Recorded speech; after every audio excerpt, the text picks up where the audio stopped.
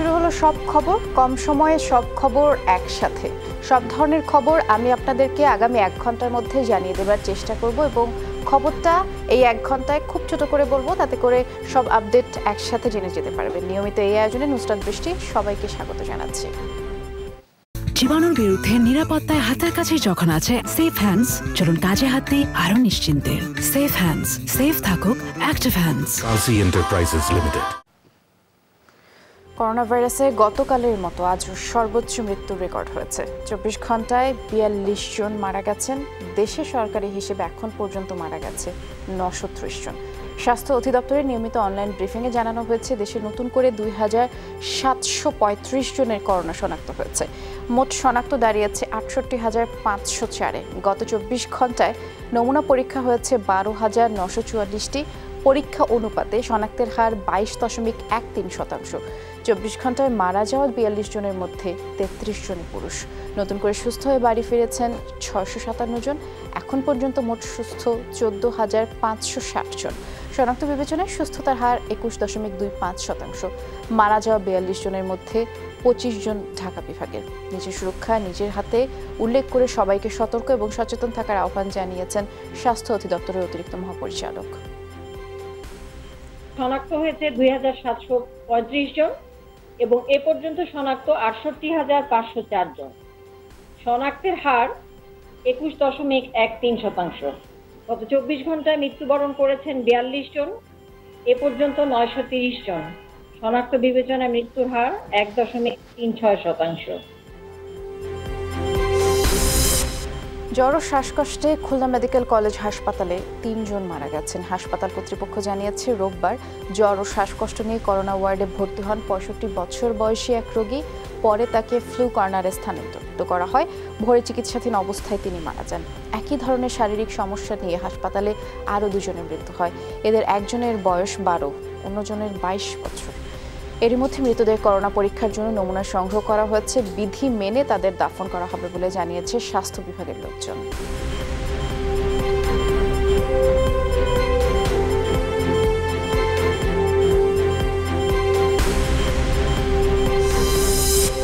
করোনার সংক্রমণ বৃদ্ধির সাথে সাথে চাপ বাড়ছে হাসপাতালে, কিন্তু এই চাপ কতটা নিতে পারবে দেশের স্বাস্থ্য ব্যবস্থা?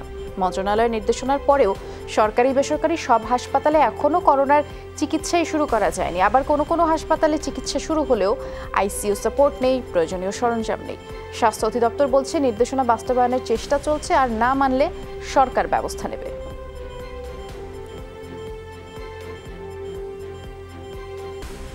শ্বাসকষ্ট হচ্ছে বা একটু জ্বর আছে, তাদের তো কোনো হসপিটাল আমার জানা মতো সেভাবে নিচ্ছে না। তারা আমাদের এখানে চলে আসছে, যার ফলে রোগীর সংখ্যা আমাদের অনেক বেশি। সেন্ট্রাল অক্সিজেন সাপ্লাই আছে, কিন্তু আইসিইউর ভেন্টিলেটর নাই এবং আইসিইউর যে স্পেশাল বেড থাকে সেই বেড নাই। আমাদের সবচেয়ে বড় সমস্যা হচ্ছে আমাদের টেস্ট করানো। পজিটিভ রোগীর রিপোর্টটা পেতে বিলম্ব হচ্ছে। যখন পরিস্থিতি যদি এরকম হয় যে কখন রোগী বেশি হয়ে যাচ্ছে, অবশ্যই তখন পরিস্থিতির সাথে মিলে আমাদের সিদ্ধান্ত পরিবর্তিত হবে। জেলা উপজেলা লেভেলে কিন্তু পেশেন্ট আমার ভর্তি হচ্ছে এবং ঢাকার মধ্যে আলাদা করে ডেডিকেটেড করা আছে এবং যারা প্রাইভেট তারাও কিন্তু এখন কোভিড নন কোভিড আলাদাকে ভাগ করে কিন্তু ভর্তি নিচ্ছে। যেখানে আমরা অভিযোগ পাচ্ছি সেখানে ব্যবস্থা নিচ্ছি। সারা দেশে ইন্টেনসিভ কেয়ার ইউনিট বা আইসিইউ কেন্দ্রীয়ভাবে নজরদারি করা হয় কিনা তা মঙ্গলবারের মধ্যে জানানোর নির্দেশ দিয়েছেন হাইকোর্টের ভার্চুয়াল বেঞ্চ। সকালে এক রিটের শুনানিতে বিচারপতি এম ইনায়েতুর রহিমের ভার্চুয়াল বেঞ্চ এই নির্দেশনা দিয়েছেন। বুধবার এ বিষয়ে আদেশ দেবেন হাইকোর্ট। একই সাথে করোনা ভাইরাসে আক্রান্ত রোগীদের জন্য কতটি আইসিইউ এবং কতটি বেড আছে তাও জানাতে বলা হয়েছে। করোনা উপসর্গ নিয়ে রোগীরা হাসপাতাল থেকে হাসপাতাল ঘুরেও চিকিৎসা না পাওয়ায় উষ্মা প্রকাশ করেছেন আদালত। রোববার এক চিকিৎসকের পক্ষে রিটটি দায়ের করেন আইনজীবী ইয়াদিয়া জামান।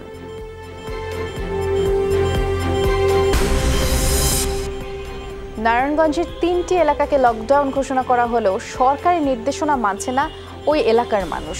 সকাল থেকে নিষেধাজ্ঞার আওতায় থাকা আমলাপাড়া ঘুরে দেখা গেছে অন্য দিনের মতোই যে যার মতো করেই বের হচ্ছেন। আরও দেখা গেছে ছোট ছোট জটলা। নিত্য প্রয়োজনীয় পণ্য কেনার অজুহাত দেখিয়ে সবাই ঘর থেকে বের হচ্ছেন। একই চিত্র লকডাউন ঘোষণা করা আরও 2 এলাকা জামতলা এবং ফতুল্লার ভুঁইগড়ের রূপায়ণ টাউনেরও। সেখানকার বাসিন্দাদের অভিযোগ এলাকায় প্রশাসনের উদ্যোগে ভ্রাম্যমাণ বাজার থাকার কথা থাকলেও সেটি নেই। ঠুনকো কারণে বের হয়েছেন এমন অনেককে তারা বোঝানোর চেষ্টা করছে পুলিশ। এখন তো মনে করেন যে লকডাউন আমার প্রয়োজন একটু বেরিতে হয়েছে, বাজার টাজার প্রয়োজন হইব। আমরা জানি কিন্তু এটা আপনাকে আমাদের অন্যায় হইতেছে, কিন্তু না না বাইরে তো উপায় নেই ভাই। এখানে আসছে একটু দরকার, একজন কাছে টাকা পাবো কালীবাজার, এই জন্য এই জায়গায় আসছি। এখন আমি বের হচ্ছি আমার বড় ছেলেকে নিয়ে, ওর কানে খুব পেন করতেছে, ব্যথা করতেছে।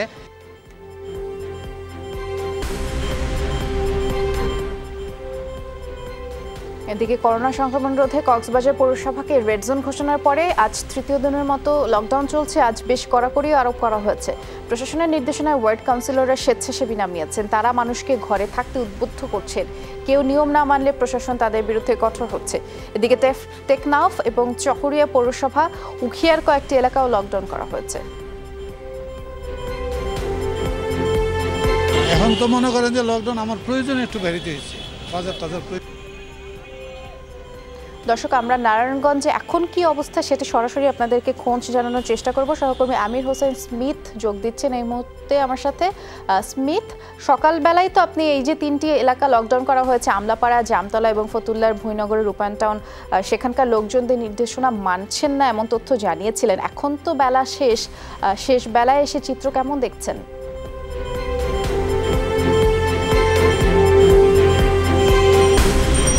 বৃষ্টি, আপনি যেমনটা বলছিলেন যে সকাল থেকেই কিন্তু আমলাপাড়া, জামতলা এবং যে রূপায়ণ টাউন যে লকডাউন করা হয়েছে, সেখানে কিন্তু মানুষের ভিতরে যে ধরনের মানা উচিত, অর্থাৎ স্বাস্থ্যবিধি যেটি মানা উচিত সেটির মধ্যে মানছেন না। আমি আবার পেছনের অংশটুকু যদি দেখাই যে এখানে কিন্তু পুলিশ টহলরত আছেন। এখানে পুলিশের সদস্যরা কিছুক্ষণ আগেও কিন্তু দলে দলে লোক এসেছিলেন এবং এখনও দেখবেন যে কিছু লোক আসার জন্য কিন্তু দাঁড়িয়ে আছেন। তারা সুযোগ খুঁজছেন কখন বেরোনো যাবে। পুলিশের পক্ষ থেকে তাদেরকে বোঝানো হচ্ছে, বারবার তাদেরকে যারা চলে যায় সেটি বাসায় থাকে সেটি তারা বলা হচ্ছে, কিন্তু মানুষের যে সচেতনতা দরকার, অর্থাৎ সম্পৃক্ততা দরকার, জনসম্পৃক্ততা, একটি সংক্রামিত এরিয়া যেখানে লকডাউন করা হয়েছে সেটি মানার প্রবণতা কিন্তু খুব কম দেখছি। যে কারণে কিন্তু পুলিশের পক্ষ থেকে দায়িত্ব পালনটা অনেকটা অসহায় হয়ে পড়েছে। কারণ তারা পুলিশের সাথে নানান অজুহাত তুলে ধরছেন, জরুরি নানান অজুহাত তুলে ধরছেন, বর্ষায় মেতে উঠেছেন এবং জেলা প্রশাসনের পক্ষ থেকে তারা বলছেন যে আগামী 2 দিন তারা এই বিষয়টিকে অবজারভেশন করবেন এবং আগামী পরশু থেকে তারা সেখানে অ্যাকশনে যাবেন, যাতে কোনো অবস্থাতেই কোনো মানুষ ঘর থেকে বের হতে না পারে। আরেকটি বিষয় যে স্বাস্থ্য মন্ত্রণালয় থেকে তাদেরকে একটি গাইডলাইন দেওয়ার কথা জেলা প্রশাসক জানিয়েছেন। সেই গাইডলাইনটি হাতে পেলেই তারা অ্যাকশনে যাবেন এবং সাধারণ নিম্ন আয়ের মানুষ যারা আছেন তাদেরকে খাবারের ব্যবস্থা সহ এবং মোবাইল বাজারের যে ব্যবস্থা করা ব্যানের মাধ্যমে সেটি করবেন বলে আমাদেরকে নিশ্চিত করেছেন। বৃষ্টি, ধন্যবাদ স্মিথ, নিরাপদে থাকবেন আপনি। এদিকে রাজধানীতেও অধিক ঝুঁকিপূর্ণ এলাকা লকডাউনের প্রস্তুতি চলছে। আগামীকাল রাত 12টার পর থেকেই পূর্ব রাজবাজার এলাকা লকডাউন করা হবে বলে জানা গেছে, আর এ কারণে অনেকেই প্রস্তুতি নিতে শুরুও করেছেন। তবে নিম্ন আয়ের মানুষ লকডাউন জীবন নিয়ে বরাবরের মতোই শঙ্কা প্রকাশ করেছেন। সকাল থেকেই রাজাবাজার এলাকায় নাগরিক ব্যস্ততার সাধারণ চিত্র চোখে পড়েছে। এখনকার বাসিন্দারা অনেকেই লকডাউনের পক্ষে। তারা বলছেন করোনা নিয়ন্ত্রণে সরকারের সিদ্ধান্ত ইতিবাচক।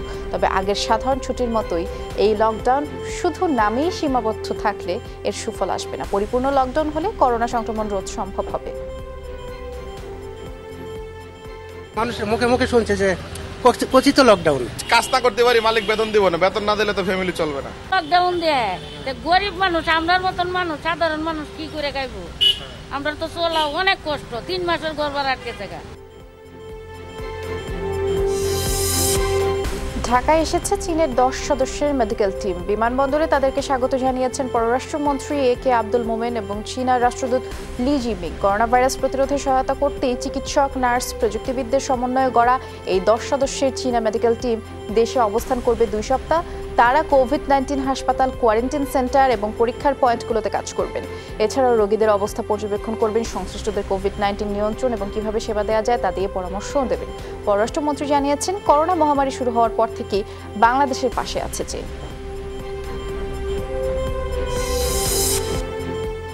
বিশ্বজুড়ে 24 ঘন্টায় আরও প্রায় 3,500 প্রাণ কেড়ে নিল করোনা ভাইরাস, আর এ নিয়ে মৃতের সংখ্যা ছাড়ালো 4,06,000।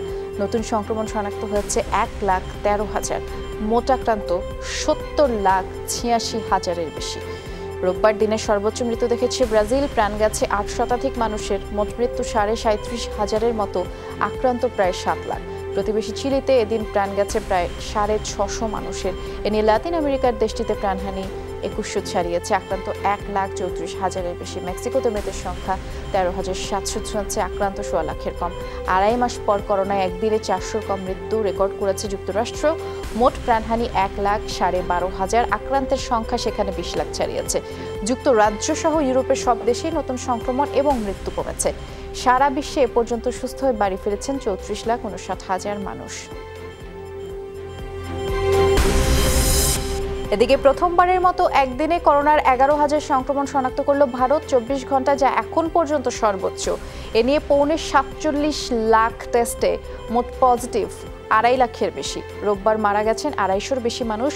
মোট মৃত্যু 7,200। শুধু মহারাষ্ট্রে প্রাণহানি 3,000-এর বেশি। এরপরেই সর্বোচ্চ সংক্রমণ এবং মৃত্যু দেখেছে দিল্লি, গুজরাট। এদিন রাজ্যভিত্তিক দৈনিক সংক্রমণ রেকর্ড ছুঁয়েছে তামিলনাড়ু, জম্মু কাশ্মীর, হরিয়ানা ও পশ্চিমবঙ্গে। লকডাউনের মধ্যেই মাত্র 74 দিনে কোভিড-19-এর দৈনিক সংক্রমণ 1 থেকে 10,000 ছুঁয়েছে ভারতে। গেল এক সপ্তাহেই শনাক্ত হয়েছেন 70,000 নতুন করোনা রোগী। আর এর মধ্যে আজ দেশটিতে খুলে যাচ্ছে শপিং মল, সহস্রাধিক মন্দির, মসজিদ সহ বিভিন্ন ধর্মীয় অন্যান্য স্থাপনা। প্রতিবেশী পাকিস্তানেও এই ভাইরাসটিতে আক্রান্তের সংখ্যা 1 লাখ ছাড়িয়েছে। মারা গেছেন 2,000-এর বেশি।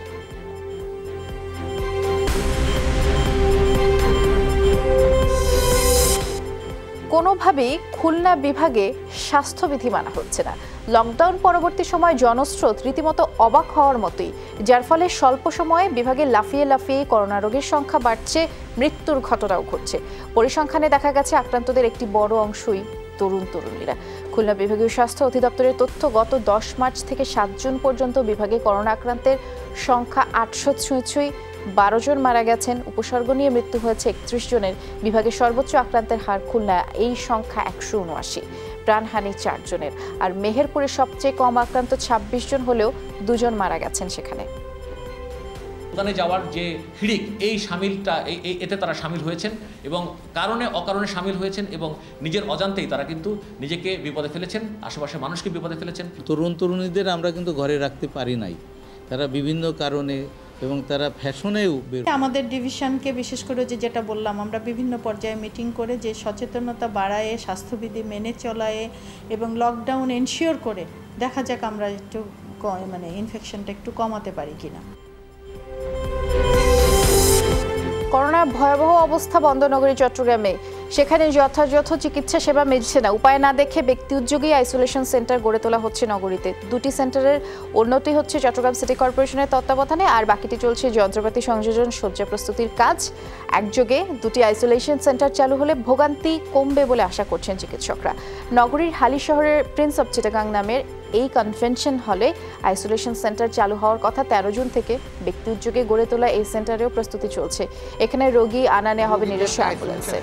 এটা আমরা পরিচালনা করব এবং সেই জন্য আমাদের 16 জন Chattogram city government doctor, nurse, ward boy, technologist, আপনার 250 পেশেন্টের জন্য 50টি আমরা অক্সিজেন উইথ রেগুলেটর এখানে আমরা সে ব্যবস্থাটা করেছি। বেসরকারি কোনো হাসপাতালগুলোতে চিকিৎসা সেবাটা দিচ্ছে না।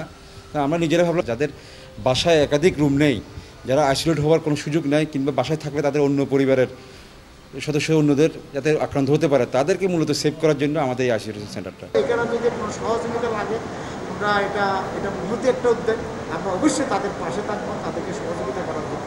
এটা আমরা বারবার বলে আসছি। লিবিয়ায় 26 বাংলাদেশি হত্যা এবং মানব পাচারের ঘটনায় রাজধানী থেকে 6 জনকে গ্রেফতার করেছে ঢাকা মেট্রোপলিটনের গোয়েন্দা শাখা। সকালে ডিএমপির মিডিয়া সেন্টার থেকে এক ব্রিফিংয়ে এ বিষয়টি নিশ্চিত করা হয়েছে।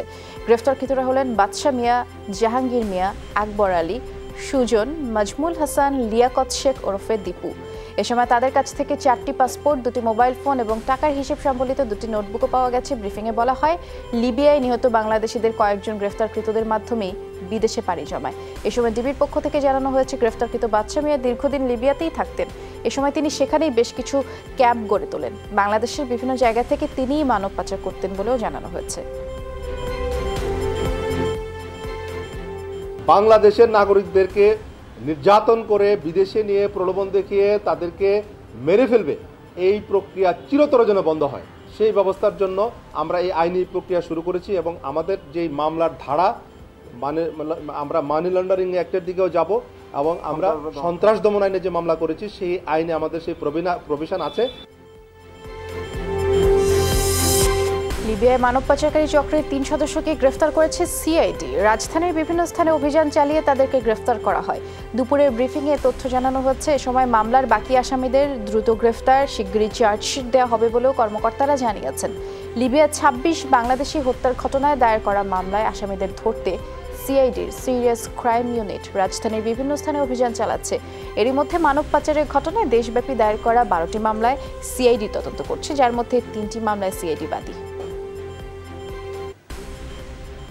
এই পাচারকারীদের বিরুদ্ধে অবশ্যই মানি লন্ডারিং মামলাও হবে এবং চার্জশিট দেওয়ার পরে আসামিদের আমরা যদি তারা দেশে না থাকে তাহলে রেড নোটিশ জারি করে আমরা বিদেশ থেকে তাদের আনার ব্যবস্থা করব।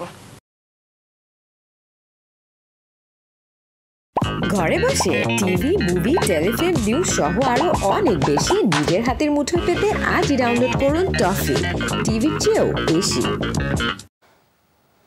10 জুন আইসিসির বোর্ড সভার পরে নির্ধারিত হবে বাংলাদেশ দলের শ্রীলঙ্কা সফরের ভাগ্য, এমনটি জানিয়েছেন বিসিবির প্রধান নির্বাহী নিজাম উদ্দিন চৌধুরী। জুলাইয়ে নির্ধারিত সিরিজটির আয়োজন নিয়ে ভালো মন্দ অনেক কিছু আলোচনাও হয়েছে, তবে দৃষ্টি এখন ইংল্যান্ড উইন্ডিজ সিরিজের উপরে। তাদের দেখানো পথের অভিজ্ঞতা থেকে নিজেদের পথটাও সাজাতে চায় বিসিবি। এদিকে বেশ কয়েকজন ক্রিকেটার ব্যক্তিগত অনুশীলন করতে চাইলেও এখনই অনুমতি দিতে নারাজ বোর্ড। আমাদের ইন্টারন্যাশনাল ক্রিকেট কাউন্সিলের একটা ইম্পর্টেন্ট মিটিং আছে, এই মিটিং এর পরে আমরা এই বিষয়টা নিয়ে শ্রীলঙ্কা বোর্ডের সাথে কথা বলে এই বিষয়ে কোনো একটা সিদ্ধান্ত উপনীত হতে পারবো। যেহেতু বর্তমান পরিস্থিতিটা আমাদের জন্য ততটা অনুকূলে না, so we have to be very careful in taking a decision. বুন্দেসলিগার খবরে টানা 4 ম্যাচ হারের পরে 1 পয়েন্ট পেল শালকে ওফোর। ইউনিয়ন বার্লিনের বিপক্ষে 1-1 গোলে ড্র করেছে এই দলটি। গুরুত্বপূর্ণ এই ম্যাচেও 11 মিনিটে বার্লিন মিডফিল্ডার রবার্টি অ্যান্ড্রিকের গোলে পিছিয়ে পড়ে দলটি, তবে টানা 5 হারের লজ্জা থেকে রক্ষা করেন ডিফেন্ডার জনজো কেনি। 28 মিনিটে গোল করেন যুক্তরাষ্ট্রের এই ফুটবলার। দিনের আরেক আপনারা দেখছেন সব খবর। ছোট্ট একটা বিরতিতে যাচ্ছে, এক্ষুনি ফিরে আসছি, সাথেই থাকুন।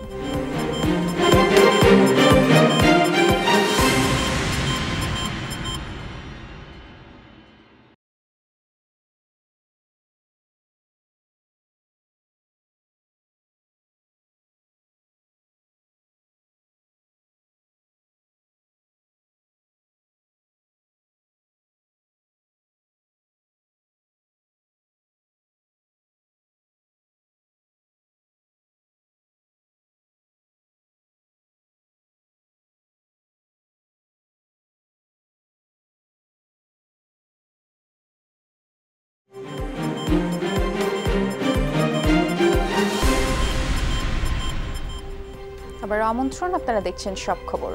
আদালত কর্তৃক তথ্য প্রযুক্তি ব্যবহার আইন 2020-এর খসড়ার অনুমোদন দিয়েছে মন্ত্রিসভা। সকালে জাতীয় সংসদ ভবনে প্রধানমন্ত্রীর সভাপতিত্বে অনুষ্ঠিত বৈঠকে এই অনুমোদন দেওয়া হয়। করোনার জরুরি পরিস্থিতিতে সতর্কতার হিসেবেই ভার্চুয়াল আদালত পরিচালনার জন্য অধ্যাদেশ জারি করেন রাষ্ট্রপতি। এরপর থেকেই আদালতের কার্যক্রম সীমিত পরিসরে ভার্চুয়াল প্রযুক্তিতেই হয়ে আসছে। এরই পরিপ্রেক্ষিতে রাষ্ট্রপতির অধ্যাদেশ আইনের পরিণত করার লক্ষ্যেই মন্ত্রিসভায় আইনের অনুমোদন দেওয়া হয়। এছাড়াও মন্ত্রিসভার বৈঠকে বাংলাদেশ ব্যাংক সংশোধিত আইন 2020-এর খসড়ার অনুমোদন দেওয়া হয়। আইনের ফলে বাংলাদেশ ব্যাংকের গভর্নর নিয়োগে কোনো বয়সসীমা থাকছে না। দেশের দুর্দিনে শ্রমিক ছাঁটাই না করার আহ্বান জানিয়েছেন আওয়ামী লীগের সাধারণ সম্পাদক ওবায়দুল কাদের। দুপুরে বাসভবনে ব্রিফিংকালে এই আহ্বান জানিয়েছেন তিনি। ওবায়দুল কাদের বলেছেন, ছাঁটাইয়ের মতো সিদ্ধান্ত মরার উপরে খাড়ার ঘা হবে, তাই বিজিএমইএ সহ সংশ্লিষ্টদের মানবিক দিক বিবেচনার আহ্বান জানান তিনি। সড়ক পরিবহন মন্ত্রী বলেছেন, গণপরিবহনে দূরপাল্লার অভিযোগ না থাকলেও শহর এলাকায় নির্ধারিত ভাড়ার বেশি নেওয়ার কিছু অভিযোগ পাওয়া যাচ্ছে, যা কাম্য নয়। আর এ বিষয়ে মালিক শ্রমিকদের পাশাপাশি যাত্রীদেরও সচেতন হওয়ার আহ্বান তার। এই সংকটকালে কলকারখানা থেকে শ্রমিক ছাঁটাইয়ের খবর পাওয়া যাচ্ছে। এটি হবে এ সময়ে মরার উপর খাড়ার গায়ের মতো। আমি বিজেএমই সহ সংশ্লিষ্টদের বিষয়টিকে মানবিক দিক বিবেচনা নিয়ে সমন্বয়ের আহ্বান জানাচ্ছি। অসহায় মানুষগুলোর প্রতি ভালোবাসা, আপনারা সহমর্মী সহব্যথী হয়ে সিদ্ধান্ত নেবেন বলে আশা রাখছি। দুর্নীতির বিরুদ্ধে দাঁড়িয়ে রাজনীতি করে যেতে চান মাশরাফি বিন মুর্তজা। ক্রিকেট টিমের ক্যাপ্টেন হিসেবে নয়, সংসদ সদস্য হিসেবে যমুনার মুখোমুখি হয়ে এমন মন্তব্য করলেন তিনি। বললেন, দুর্যোগে সরকারি সহযোগিতার শতভাগ তৃণমূলে পৌঁছে দেয় এমপি মাশরাফির দায়িত্ব। ১.৫ বছরের রাজনৈতিক জীবনের নানা অভিজ্ঞতা নিয়ে তিনি গল্প করেছেন যমুনা টেলিভিশনের সাথে। মাশরাফি মনে করেন, মানুষের সুরক্ষায় প্রথমেই এগিয়ে আসতে হবে জনপ্রতিনিধিদের। নিজের এলাকায় তাই শুরুতেই নিশ্চিত করেছেন করোনা টেস্ট ও চিকিৎসা। যারা দুর্নীতি করে তারা আমার ব্যক্তিগত অভিমত, তাদের কোনো দল নাই, তাদের কোনো পরিচয় নাই। আর বিশেষ করে করোনার সময় যারা করছে, আমি মনে করি যে তাদের পারিবারিক পরিচয় নিয়েই আমার সন্দেহ আছে। নড়াইলে ধরেন আমি অল ইন অল না, তাই না? বাট তারপর আমার সাইড থেকে যেটা আমার কথা হচ্ছে যে দুর্নীতি কোনো সুযোগ নাই। এরপরও যে করছে না কেউ না, বা করছে মানে কেউ যে করছে না এই গ্যারান্টি আমি আপনাকে দিচ্ছি না, করছে, কিন্তু ধরা পড়লে কিন্তু কোনো সুযোগ নেই। সামনে সুসময় আসবে এবং স্বাভাবিকও হবে উৎপাদন, আগের জায়গায় ফিরে যাবে অর্থনীতি। এমন চিন্তা থেকেই আগামী অর্থ বছরের জন্যই ধরা হচ্ছে উচ্চাভিলাষী প্রবৃদ্ধির লক্ষ্য। করোনা সংকটেও ছাড়িয়ে যায়নি মূল্যস্ফীতি লক্ষ্যমাত্রার হার, তাই নতুন অর্থ বছরেও 5.5 মধ্যে এই সূচক ধরে রাখতে চায় সরকার।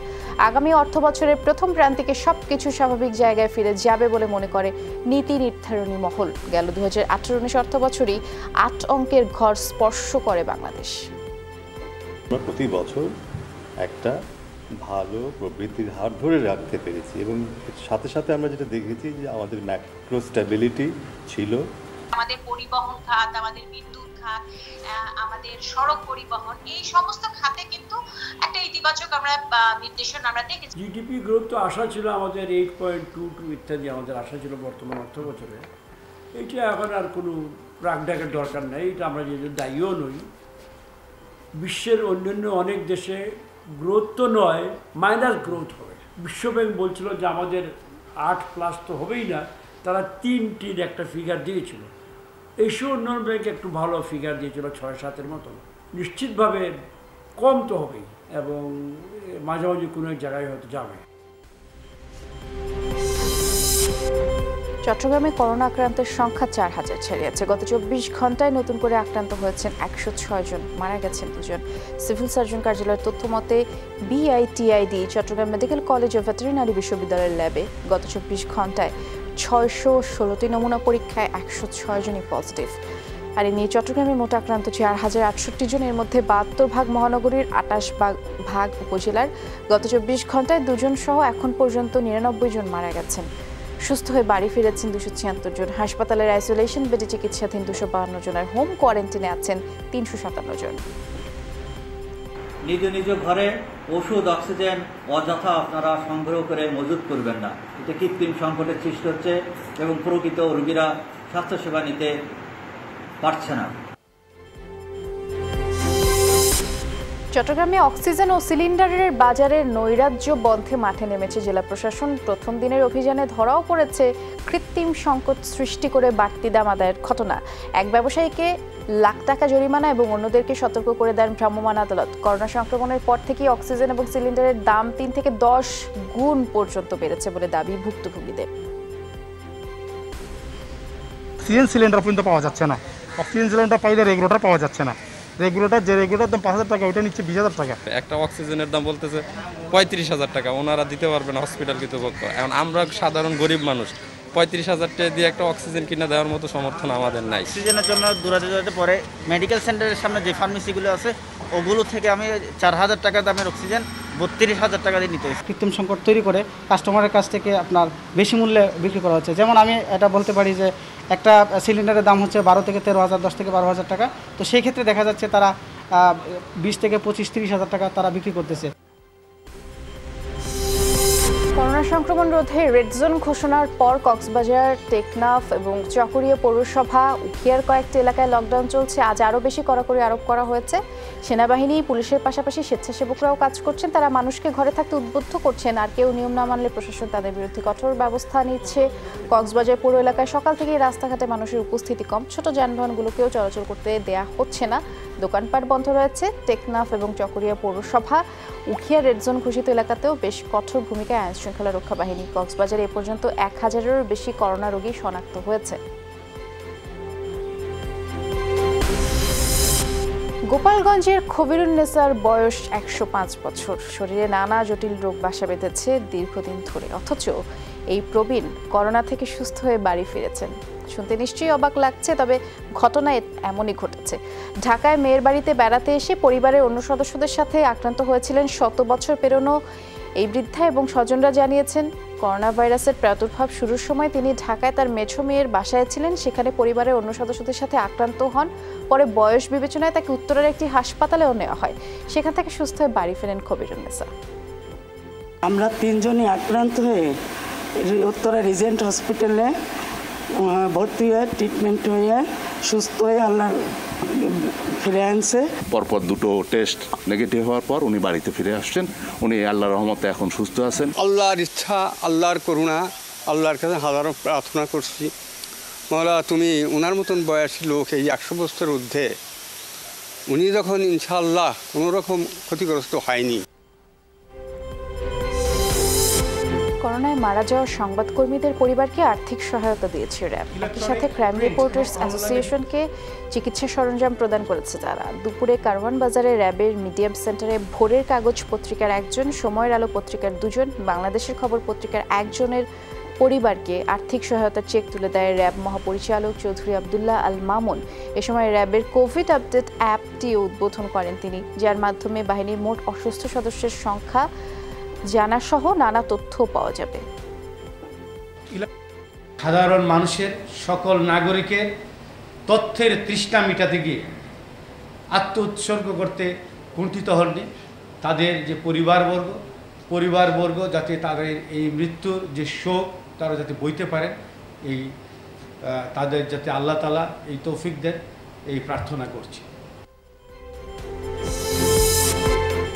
করোনা সংক্রমণের প্রথম 1.5 মাসে পোশাক খাতের চেয়ে বেশি ক্ষতি হয়েছে কৃষি খাতে। বেসরকারি উন্নয়ন সংস্থা ব্র্যাকের গবেষণায় উঠে এসেছে, কৃষি খাতে ক্ষতি হয়েছে 56,000 কোটি টাকা। এ সময় বিজিএমই এর তথ্য অনুযায়ী পোশাক খাতে ক্ষতি 38,000 কোটি। কৃষি এবং কৃষককে বাঁচাতে লাল ফিতার দৌরাত্ম্য কমানো এবং এনজিওদের মাধ্যমে তরল অর্থ সহায়তা বিতরণের সুপারিশ উঠে আসে ব্র্যাকের গবেষণায়। 4% সুদে 19,000 কোটি টাকার কৃষকের জন্য বিশেষ ঋণ বরাদ্দ দিয়েছে সরকার। কৃষি অর্থনীতি চালু রাখার একটা মেজর সমস্যা আমরা দেখেছি যে বাজারটা কাজ করছে না, যাতায়াতের অসুবিধার কারণেও। সেইখানে সরকারকে বিশেষ উদ্যোগ নিয়ে ভালো ভালো কিছু উদ্যোগ যেমন নেওয়া হচ্ছে, যে আমরা দেখলাম এখন পোস্ট অফিস বলছে তারা লিচু পরিবহনে কাজ করবে। সো এইরকম কিছু ইনোভেটিভ উদ্যোগ নিয়ে কৃষি বাজারটাকে চালু রাখতে হবে। সরকারকে কৃষকের কাছ থেকে সরাসরি কিনতে হবে, মিলারদের কাছ থেকে কিনলে হবে না। পরিচালন ব্যয় প্রায় 26%, অর্থাৎ 100 টাকা ভর্তুকি দেওয়ার জন্য আপনাকে 26 টাকা খরচ করতে হচ্ছে। এইটা তো দক্ষ ব্যবস্থাপনা হইল না। কোভিড-19 মোকাবেলায় প্রয়োজন নিরাপদ পানি, স্যানিটেশন এবং হাইজিন। তাই আসছে বাজেটে হাইজিনকে গুরুত্বপূর্ণ খাত হিসেবে অগ্রাধিকার দিতে হবে। দুপুরে ওয়াশ অ্যালায়েন্স, ইউনিসেফ, ওয়াটার এইডের যৌথ উদ্যোগে আয়োজিত অনলাইন সংবাদ সম্মেলনে এ আহ্বান জানিয়েছেন বিশেষজ্ঞরা। বক্তারা মনে করেন স্যানিটেশন এবং হাইজিন উভয় খাতেই বরাদ্দ দেওয়া প্রয়োজন, আর তা না হলে টেকসই উন্নয়ন অভিষ্ট অর্জন অসম্ভব। ক্রমান্বয়ে এই বরাদ্দ আরও বাড়বে বলেও আশা প্রকাশ করেছেন তারা। এছাড়া অর্থ বরাদ্দের ক্ষেত্রে শহর ও গ্রামাঞ্চলের মধ্যে পার্থক্য থাকা উচিত নয় বলে উল্লেখ করেছেন তারা। বলেছেন, শুধুমাত্র বরাদ্দ না, বরাদ্দকৃত অর্থ সঠিকভাবে ব্যয় হচ্ছে কিনা তাও নজরদারি করতে হবে। তবে এই সময় অবশ্যই বাজেটের আকার বেড়েছে আরও বহুগুণ বেশি। সেই হিসাবে বরাদ্দের প্রবণতা ঊর্ধ্বমুখী হলেও সমান্তরালভাবে হয়নি বটেই। তার মানে হচ্ছে এখনো অপ্রতুল, যদিও ঊর্ধ্বমুখী, এখনো প্রয়োজনের তুলনায় অপ্রতুল। যুক্তরাজ্যে বিদেশ ফেরত প্রত্যেকের 14 দিনের বাধ্যতামূলক আইসোলেশনের নতুন নীতিমালা কার্যকর হয়েছে আজ। নতুন করে করোনা ভাইরাসের বিস্তার রোধে গেল 22 মে এ ব্যবস্থা নেয় ব্রিটিশ সরকার। এর ফলে সোমবার থেকে বিমান, ফেরি বা ট্রেনে চড়ে যারাই দেশটিতে যাবেন সবাইকে নিজ দায়িত্বে আইসোলেশনে যেতে হবে। 2 সপ্তাহ আলাদা থাকার এই নিয়ম ভঙ্গে গুনতে হবে $1200 জরিমানা। পর্যটক বা ব্রিটিশ নাগরিক কেউই ছাড় পাবে না। নতুন এই নিয়মের ফলে এখন থেকে ব্রিটেনে ঢোকার আগে আইসোলেশনের ঠিকানা দিতে হবে যাত্রীদের। যুক্তরাষ্ট্রে 14তম দিনে গড়ালো বর্ণবাদ বিরোধী আন্দোলন। যদিও পরিস্থিতি শান্তিপূর্ণ থাকায় প্রায় এক সপ্তাহ পরে ওয়াশিংটন, ক্যালিফোর্নিয়ার রাজপথ থেকে ন্যাশনাল গার্ড প্রত্যাহার করছে প্রশাসন।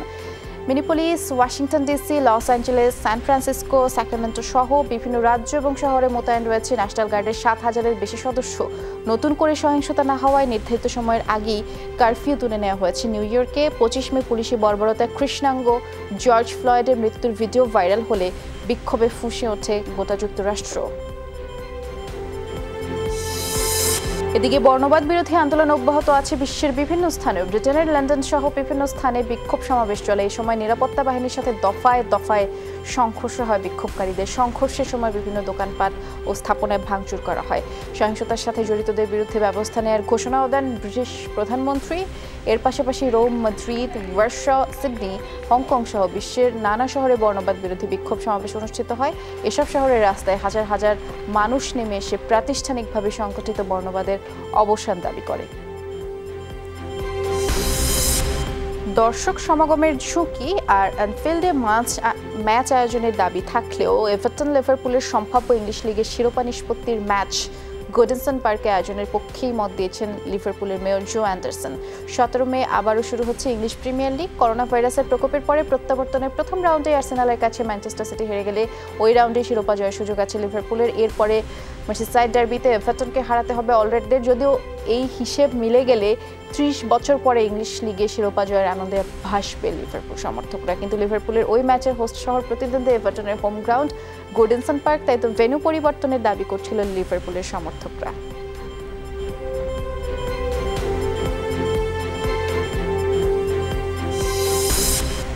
আগস্টে ইউএস ওপেন আয়োজনের চিন্তা অবাস্তব। স্বাস্থ্যবিধির যেই নিয়মের কথা জানানো হয়েছে তা মেনে টুর্নামেন্টে অংশ নেওয়া সম্ভব নয় বলছেন নোভাক জকোভিচ। করোনার মহামারীর আগেই মাঝে আগস্টে ইউএস ওপেন আয়োজন করতে চায় কর্তৃপক্ষ, আর এই প্রতিযোগিতা আয়োজনের নীল নকশা প্রস্তুত করছে আয়োজকরা। নিয়ম কি হবে সেটা নিয়ে ইতিমধ্যেই বেশ কিছু খেলোয়াড়ের সাথে আলোচনাও করেছে কর্তৃপক্ষ। ইউএস ওপেনের পরিকল্পনা নিয়ে কথা হয়েছে নোভাক জকোভিচের সাথেও, নিশ্চিত করেছেন এই সার্বিয়ান সুপারস্টার।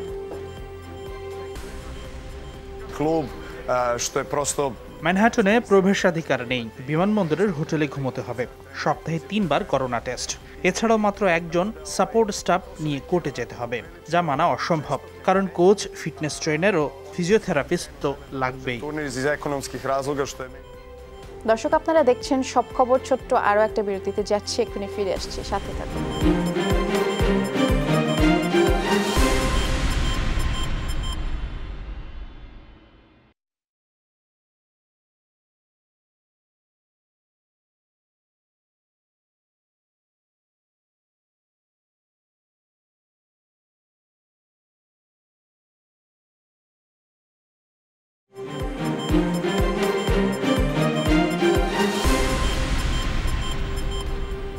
আবারও আমন্ত্রণ, আপনারা দেখছেন সব খবর।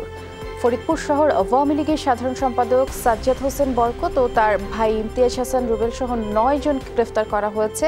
তাদের কাছ থেকে আগ্নেয়াস্ত্র, মাদক, নগদ টাকা সহ বিপুল পরিমাণের চাল উদ্ধারের কথা জানিয়েছে পুলিশ। দুপুরে এক ব্রিফিংয়ে তথ্য জানান পুলিশ সুপার আলিমুজ্জামান। তিনি বলেছেন, 16 মে জেলা আওয়ামী লীগের সভাপতির বাড়িতে ভাঙচুর ও অগ্নিসংযোগের ঘটনা ঘটে। পরে মামলা হলে গতরাতে প্রথমে সাজ্জাদ হোসেন বরকত, ইমতিয়াজ হাসান রুবেল, রেজাউল করিম বিপুলকে গ্রেফতার করা হয়। গ্রেফতারকৃত ব্যক্তিদের কাছ থেকে 5টি পিস্তল, 91 রাউন্ড গুলি, 2টি শর্টগান, কার্তুজ, বিদেশি মদ, ইয়াবা, বিদেশি মুদ্রা উদ্ধার করা হয়।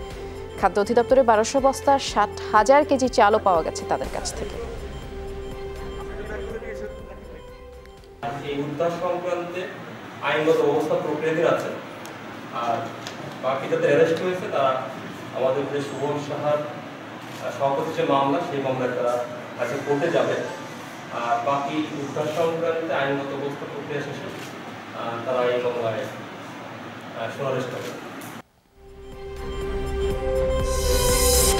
কুয়েতের সংসদ সদস্য শহীদ ইসলাম পাপুল গ্রেফতারের প্রকৃত কারণ জানতে চাইবে প্রবাসী কল্যাণ মন্ত্রণালয়। এর সাথে মন্ত্রণালয় রিক্রুটিং এজেন্সির কেউ জড়িত থাকলে তার বিরুদ্ধে ব্যবস্থা নেওয়ার কথা জানিয়েছেন প্রবাসী কল্যাণ মন্ত্রী। সকালে জেলা বৈদেশিক কর্মসংস্থান ও প্রশিক্ষণ অফিসকে গাড়ি হস্তান্তর অনুষ্ঠানে তিনি একথা জানিয়েছেন।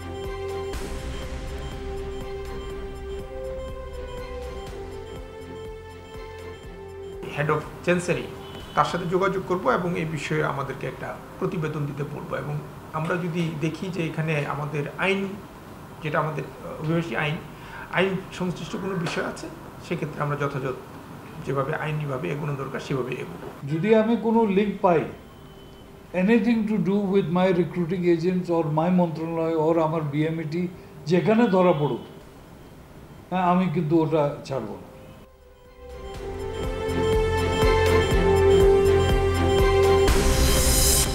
নারায়ণগঞ্জের সোনারগাঁওয়ে চাঁদাবাজিতে বাধা দেওয়াকে কেন্দ্র করে দুই পক্ষের সংঘর্ষের ঘটনা ঘটেছে। সোমবার দুপুরে বারদি ইউনিয়নের শান্তির বাজারে এই ঘটনা ঘটে।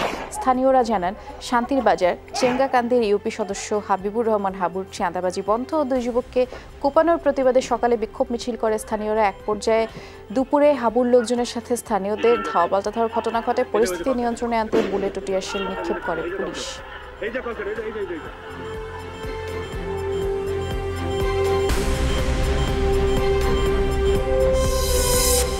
রাজশাহীর দামকুড়া থানার ট্যাংরামারি গ্রামে সুফিয়া বেগম হত্যা রহস্য এখনও উদ্ঘাটন হয়নি।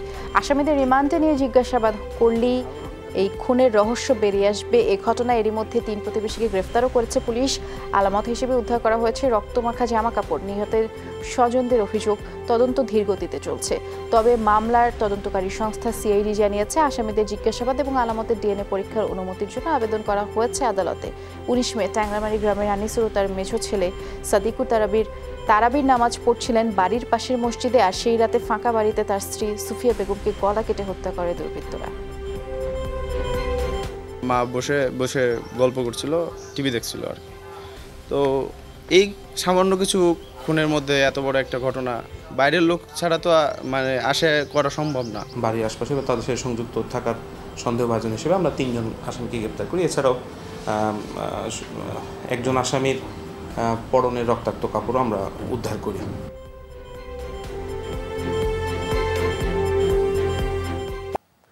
সংকোচনমূলক নয়, বাজেট হতে হবে উত্তরোত্তর সম্প্রসারণমুখী, এমনটাই মনে করে বাংলাদেশ অর্থনীতি সমিতি। সকালে বিকল্প বাজেট প্রস্তাব পেশ সংক্রান্ত অনলাইন ব্রিফিংয়ে কথা জানায় সংগঠনটি। প্রতি বছরের ন্যায় এবারও খসড়া বাজেট প্রস্তাব করছে বাংলাদেশ অর্থনীতি সমিতি। ডক্টর আবুল বরকাতের সভাপতিত্বে এই খসড়া বাজেট দেয়া হয়। বাজেটে কর্মসংস্থানমুখী প্রবৃদ্ধির প্রস্তাব দেন তারা। পাশাপাশি অর্থনীতির প্রবাহ ও সম্পত্তির বিবেচনায় একই সাথে চতুর্মুখী কাজ করার পরামর্শ দেওয়া হয়। বৈষম্য হ্রাসকারী দেশজ উন্নয়নের ভিত্তিতে বাজেট হওয়া দরকার বলে মত দেয় সংস্থাটি।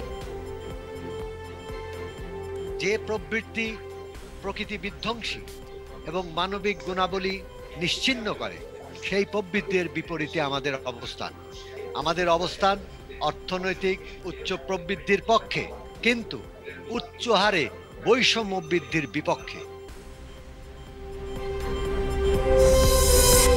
মূল্যস্ফীতির ফলে মানুষের ক্রয় ক্ষমতা কমলেও গেল 5 বছর ধরে একই জায়গায় স্থির হয়ে আছে ব্যক্তির করমুক্ত আয় সীমা। করোনা পরিস্থিতিতে সাধারণ চাকরিজীবী, পেশাজীবী এবং ক্ষুদ্র ব্যবসায়ীদের কথা বিবেচনায় নিয়ে এটি বাড়ানোর দাবি উঠেছে। অর্থনীতিবিদরা বলছেন, করের হার কমানো উচিত। এতে সাধারণ মানুষের মধ্যে কর দেওয়ার প্রবণতা বাড়বে। রাজস্ব আয় বাড়াতে করের হার না বাড়িয়ে আওতা বাড়ানোর পরামর্শ অর্থনীতিবিদ, ব্যবসায়ীদের। যারা কর দেয় এটা কিন্তু limited in number. Personal tax যদি এখন না চেঞ্জ করি, ট্যাক্স যে স্ল্যাব যেটা আছে ওটা যদি না চেঞ্জ করি, তাহলে অলরেডি ওনারা যে পরিস্থিতির মধ্যে আছে এর থেকে আরো খারাপ পরিস্থিতিতে যাবে। প্রণোদনার চেয়ে tax benefit is a bigger and better benefit. এই মিনিমাম যে লেভেলটা আছে ফর ট্যাক্সেশন, সেটাকে আরো ঊর্ধ্বগতি করে আরো বাড়িয়ে দিয়ে আরো বেশি ব্যবসায়ীদেরকে এই ট্যাক্স ফ্রি জোনে নিয়ে আসা। এখন বাড়ি কিনে সে করদাতা হয়ে যাচ্ছে, তাকে সারচার্জ দিতে হবে। কিন্তু সে যদি গুলশানের একটা প্লটের মালিক থাকে, সে কিন্তু সারচার্জের মধ্যে পড়ছে না। সে কিন্তু 200 কোটি টাকার মালিক, আর আমি হচ্ছে 2 কোটি টাকার মালিক, কিন্তু আমাকে সারচার্জ দিতে হচ্ছে। এখানে অনেক বৈষম্য আছে, সেই বৈষম্যগুলো দূর করতে হবে। পদ্মা যমুনায় আকস্মিক পানি বেড়ে মানিকগঞ্জের নিচু এলাকায় তলিয়ে গেছে ক্ষেতের পাকা ধান। বিঘার পর বিঘা জমির বোরো ধান তলিয়ে যাওয়ায় কৃষক দিশেহারা। পানিতে ডুবে অনেকেই আংশিক ধান ঘরে তুলতে পারলেও বেশিরভাগই পানির নিচে পচে যাচ্ছে। ফলে জেলায় ধান উৎপাদন লক্ষ্যমাত্রা ব্যাহত হওয়ার শঙ্কা রয়েছে। জেলা কৃষি বিভাগের তথ্য, এবছর প্রায় 47,000 হেক্টর জমিতে বোরো আবাদ হয়েছে মানিকগঞ্জে। নদীর পানিতে ধান তলিয়ে যাওয়ায় ব্যাহত হওয়ার শঙ্কা, উৎপাদন লক্ষ্যমাত্রা। আমাদের সব তলায় গেছে। এই ধান কাটাও যাবে না, এই ধান গেরাই গেছে, 2-4টা যাও চালিয়েছে, পাকা ধান সব গেরাই যেতেছে। ওই সময় রাত্রে আমরা শুয়ে আসছিলাম, সকালবেলা এসে দেখি বন্যা হয়ে সব বাইশে তলে মলে গেছে, তলায় গেছে, একবার পয়সা গেছে, ক্ষেতটার কোনো কাজে লাগতেছে না। ইতিমধ্যে আমরা তালিকা তৈরি করতেছি এবং কৃষককে আশ্বস্ত করতেছি, আমরা কৃষি মন্ত্রণালয়ে আমাদের সেই তালিকাগুলো পাঠাবো এবং পরবর্তী তাদেরকে আমরা পুনর্গণনার আওতায় আনবো এবং সেভাবে আমরা কাজ করে যাচ্ছি। বরগুনার বিচ্ছিন্ন জনপদ মাঝের চরে নেই ন্যূনতম চিকিৎসা সেবার ব্যবস্থা, তাই অসুখ বিসুখী সদস্যসহ আশপাশেই ছুটতে হয় চরের 5,000 বাসিন্দাকে। কিন্তু করোনার এই সময় স্বাস্থ্যবিধি সম্পর্কে তাদের সচেতনতা তেমন নেই। আক্রান্ত হলে বা সন্দেহভাজনদের দ্রুত পরামর্শ পাওয়ারও উপায় নেই। আর এই অবস্থায় কমিউনিটি ক্লিনিক স্থাপনের কথা বলছেন সংসদ সদস্য সিভিল সার্জন। কান্দি হয়েছে না কাশ হয়েছে, কিছুই তো পাইতে আসে না, একটা ডাক্তার না দিলে চলে। খাওয়া থাকে সকালে একবেলা 11টা পর্যন্ত, বিকালবেলা যাওয়ারও কোনো পরিস্থিতি না। লোক একটা অসুস্থ হইলে যাওয়া যায় না। আমরা তো কপাল পরা নাই, চিকিৎসাও কপাল পরে নাই, ঘরবাড়ি থাই নদীর মাঝখানে।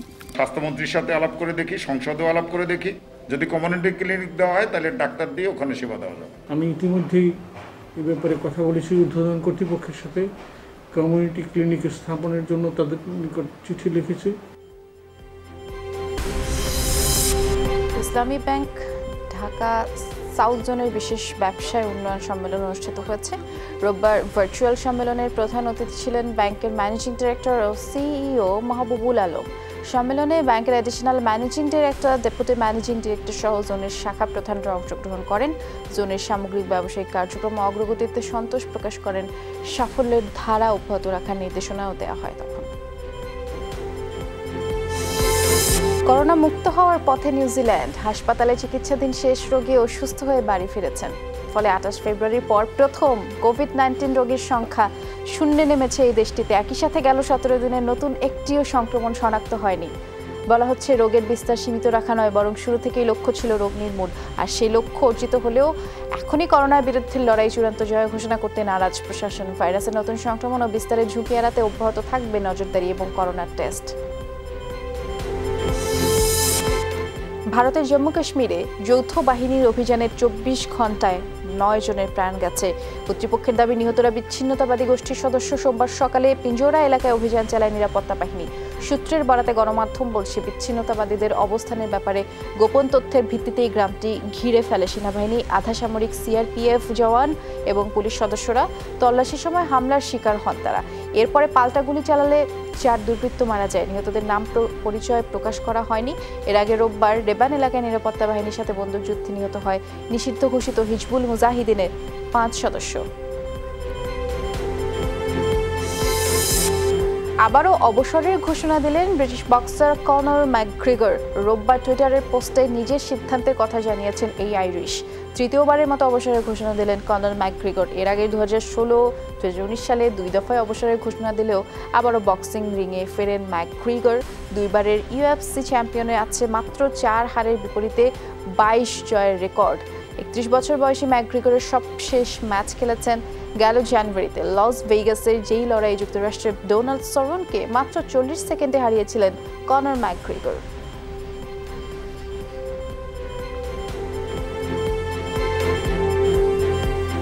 দর্শক, এই ছিল আজকের সব খবর। যে কোনো সংবাদ সবার আগে জানতে চোখ রাখুন যমুনা টেলিভিশনে। ভিজিট করুন আমাদের ওয়েবসাইট, ফেসবুক পেজ এবং ইউটিউব চ্যানেলে। লগ ইন করুন www.jomuna.tv, Facebook/যমুনা টেলিভিশন, YouTube/যমুনা টিভি বিডি। সবাইকে ধন্যবাদ আমাদের সাথে থাকার জন্য। সবাই নিরাপদে থাকবেন, সাবধানে থাকবেন।